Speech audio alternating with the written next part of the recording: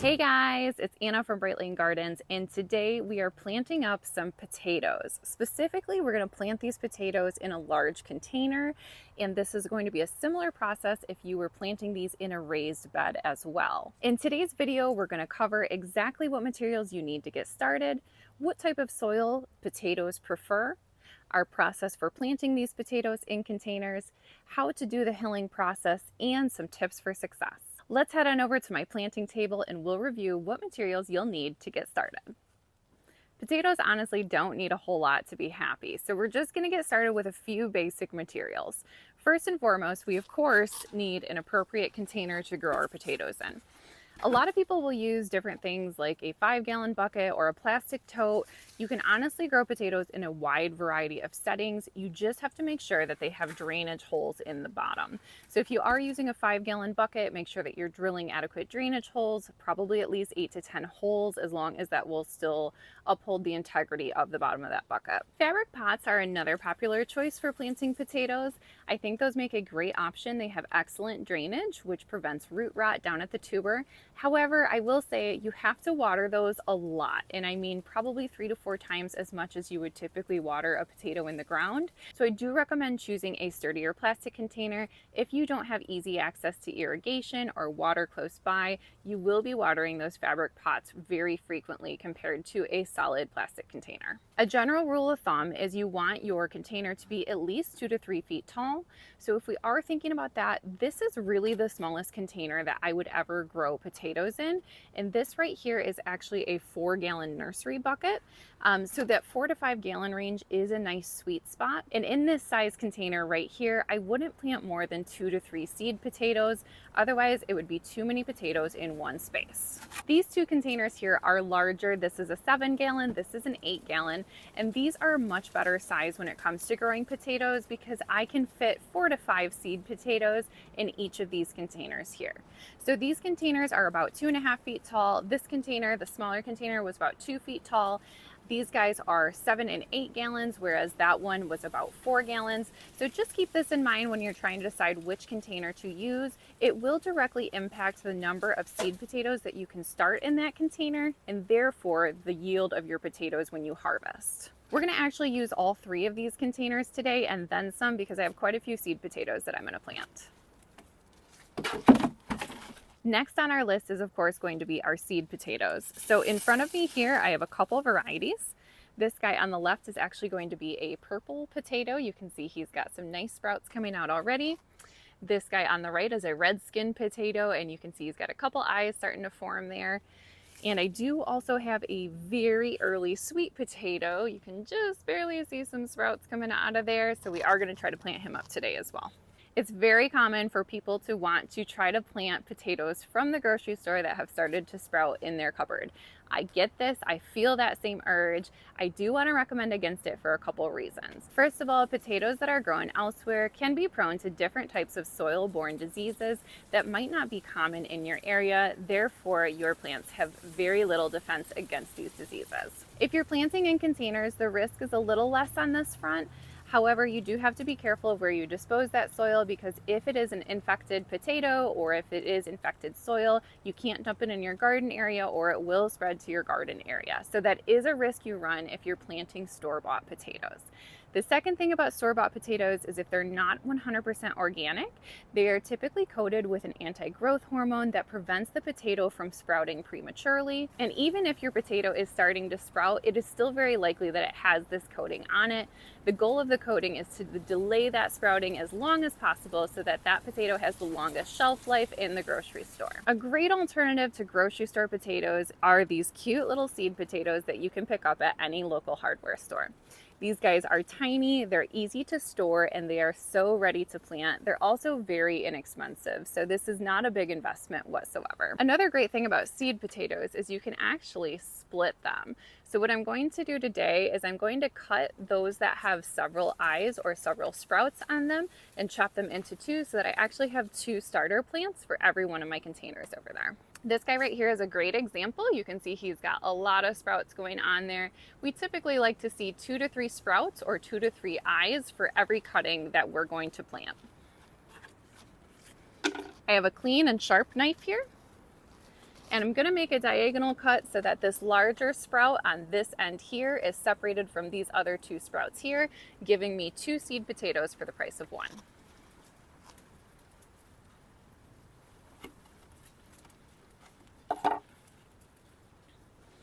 Beautiful purple color on the inside of these. I will put a link in the description. These are some of my favorite potatoes to cook with because they are just so beautiful. I'm gonna split up a couple more here just so we have several to work with.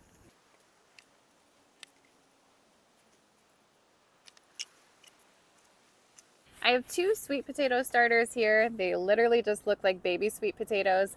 These guys haven't quite sprouted completely yet. This one has a small sprout on them, so I am gonna chop this one in half and plant them. Same with this guy, has 2 teeny tiny eyes if you can see them there. Nothing on the other side quite yet, so I'm actually gonna bring these back into the house, let them sit a little bit longer in the windowsill, and see if I can't get more sprouts off these for another container. Another note on these seed potatoes here, you might notice they're wrinkly, kind of squishy, definitely something that if we saw at the store, we would say, oh, that is not a good potato. It is a good seed potato though, so don't be afraid if they feel squishy to the touch or have a little bit of a wrinkle on the skin there. They're totally fine to plant and they're gonna make great seed potatoes for you. Next on our list of materials is going to be a light, loamy soil. Loamy usually means light and fluffy, so think about your coco coirs and your peat moss. Loamy soil is a really well draining, light and fluffy soil that makes it very easy for roots to make their way through, which makes them ideal for potatoes. In this tote that I have behind me here, I have a nice blend of 50% potting soil and 50% coco coir, making up a really nice, light and fluffy, well-draining mix that still has some organic nutrients in it. As an added organic boost to my soil mix, I am going to do a couple handfuls of my organic worm castings here. If you haven't used worm castings before, they're an excellent alternative to compost. We use both. We honestly don't have a preference. Worm castings tend to be a little bit more nutrient dense than compost, and I usually only have to use about half the amount of worm castings compared to my amount of compost. So if I'm using 2 parts of compost, I only need to use 1 part of worm castings. I'm just going to toss a couple handfuls on the very top of my soil. Every time my plant is watered, this will leach down into the soil, providing that organic nutrients to my seed potatoes. The last thing on my list is a secret ingredient that I do like to use with my potatoes in containers, and this is basically just a shredded mulch. Specifically, this is an organic cedar mulch, which takes a little bit longer to break down into the soil and has a slightly acidic quality to it, which the potatoes love. The texture on this mulch is nice and fine. It is shredded. It's already started to decompose a little bit, and this is going to be an excellent addition for 2 reasons. First and foremost, as this continues to break down into the soil, it's going to add back organic nutrients back into my soil, making it an even richer soil. Secondly, mulch is an excellent compound for retaining moisture, so I'm going to do a layer of this on top of everything. It's going to do an excellent job of retaining moisture in my container as well as adding nutrients back into the soil. Now that we've gathered all of our materials together, our next step is to go ahead and start potting up our seed potatoes. Let's start with our purple potatoes. So we're going to get started with one of our mid-sized containers here, and we're starting with a purple potato, seed potato. In this size container, I'm going to fit probably 3, maybe 4 small seed potatoes, but definitely 3 can fit in this bucket. Planting potatoes in containers is a little different than planting any other type of plant because you're actually going to start out with just a little bit of soil in the bottom, about 4 inches or so. And then once the plant starts to grow for 2 to 3 weeks, you'll add more soil into the container as it grows. This is also called hilling, and we'll get more into this process later. But just know if this part of the process is looking a little strange to you, potatoes are kind of the only thing that I grow that does require this hilling process. So for a container this size, we're going to try to get 3 seed potatoes in here, and we're going to start out by putting about 2 to 3 inches of soil in this container using my well-draining loamy mixture behind me. So I'm going to add that into the bottom of the container now.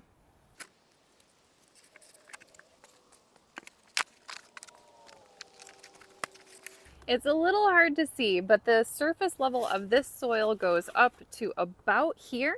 So next we're going to put our seed potatoes right on top, and I'm going to evenly space them.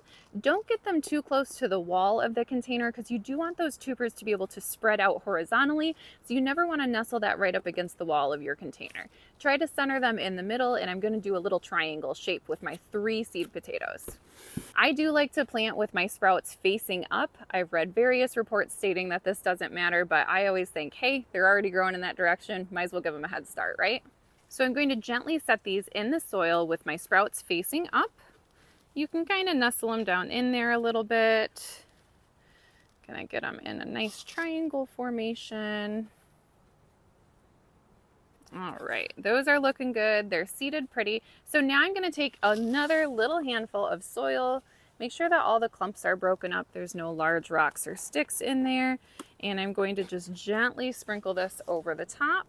There is no need to pat this down at all. You do not want to compact soil when it comes to growing potatoes. Next, I'm going to add in a couple handfuls of my wiggle worm castings. And again, this is just like a compost where it's going to provide a lot of added nutrients to help these guys grow. My very last step is going to be my secret ingredient, which is my shredded mulch here. So I'm going to take that shredded mulch and gently sprinkle it over the top. And like I said, a really big advantage of using mulch is going to be that moisture retention. Potatoes really like to be consistently moist, but never waterlogged, of course. But they really like that consistent moisture. You will notice the leaves will start to wilt if they get too dry. Once you have a nice thin, even layer over the top of your soil, you are all set. So in this circumstance, this guy is ready to be watered, and I'm ready to go ahead and place him out in my outdoor garden. And you can set these outside as early as 2 weeks before the last frost of your season. So potatoes are not like your herbaceous plants. It's okay if they're out in the frost as long as it's not a super deep frost, and they can typically be sat outside earlier than any of your other garden plants. I'm gonna keep walking through this process until I've planted all of my seed potatoes, so I'll put on some jazzy music in the background while you watch.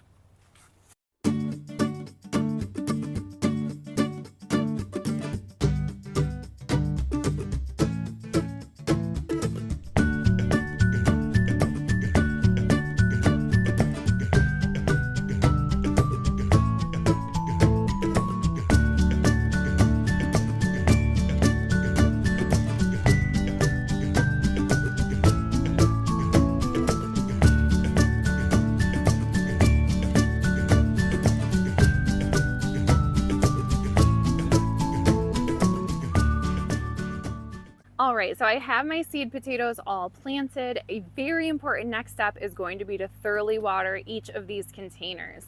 Keep in mind, anytime you're planting a plant in a container versus in the ground, it is going to need a lot more water, typically twice as much water. So if you're watering your outdoor garden once a day, you can count on having to water these twice a day. A mulch topping will help with your water retention, and so does some shade cloth or getting this guy out of super hot direct sun for most of the day. Potatoes do like full sun, but there is a difference between ensuring your potatoes can get that essential 6 hours of morning sunlight and preventing them from getting scorched in the sunlight and heating up these containers for 10 or more hours a day. So just be aware that wherever you place your potatoes, if it's in super full direct sun for most of the day, you're going to be watering these guys quite a bit.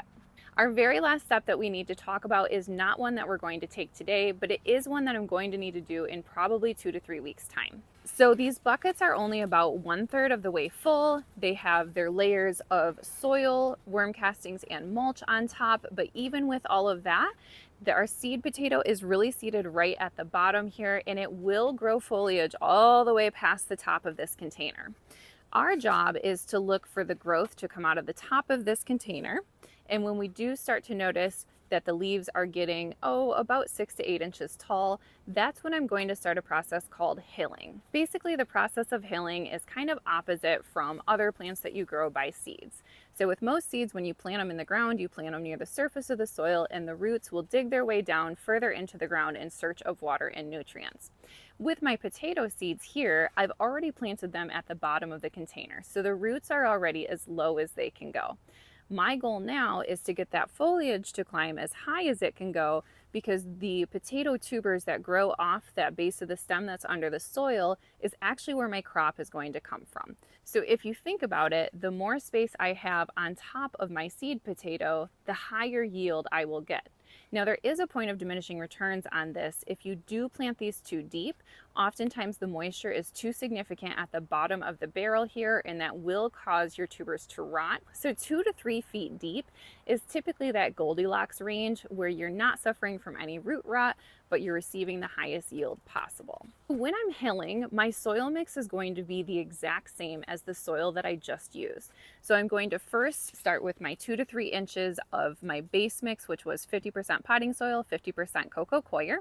I'm then going to do a couple handfuls of my nutrient-rich worm castings on top. And finally, I'm going to cover that layer with a thin layer of mulch to help retain moisture and add organic materials back into the soil. For now, all I need to do is sit and wait. These containers are totally ready to go. I'm going to give them a nice watering and continue to water daily or every other day, depending on the weather, until I start to see those green sprouts shoot up. Once those green sprouts get tall enough, I'll start my hilling process and will encourage the plant to continue to grow. We'll check back in once it's time for us to begin the hilling process in a few weeks. But until then, if you have any questions for me regarding my process for planting seed potatoes in containers, don't hesitate to leave them in the comments section below. It's early spring here at Bright Lane Gardens, and we have so much spring prep ahead of us. So if you enjoy this type of content, please take the time to like and subscribe to our channel, set up those alerts so that you know when our next video drops. We're a small brick and mortar plant nursery up in northern Michigan, and viewers like you watching our channel significantly helps our small business. So thank you so much for taking the time to tune into our channel today. It means a lot to me, and I sure hope to catch you next time. Bye-bye.